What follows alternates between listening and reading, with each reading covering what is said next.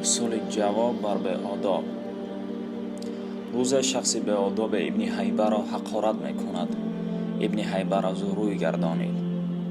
مردی به آداب باز به غضب آمد و گفت: من تو را حقارت دارم، نه به دیگر کس.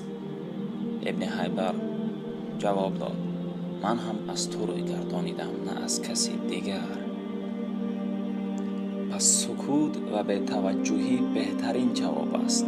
بر ضد به آداب هم باشد، نباید زبان را آلوده افلاس کرد.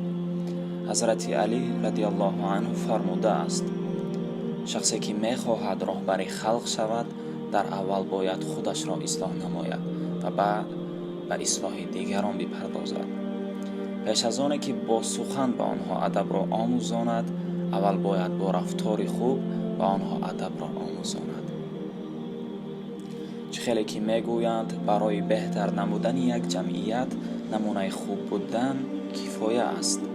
موفق شدن بعضا یک ماه میگیرد، بعضا یک سال و حتی بعضا یک عمر، اما حتما عملی میگردد. تنها با نمونه بودنی من چی دیگر می شود نگوید. فراموش نکنید شما مسئول نتیجه نه، بلکه مسئول رفتارهای خود شمایید.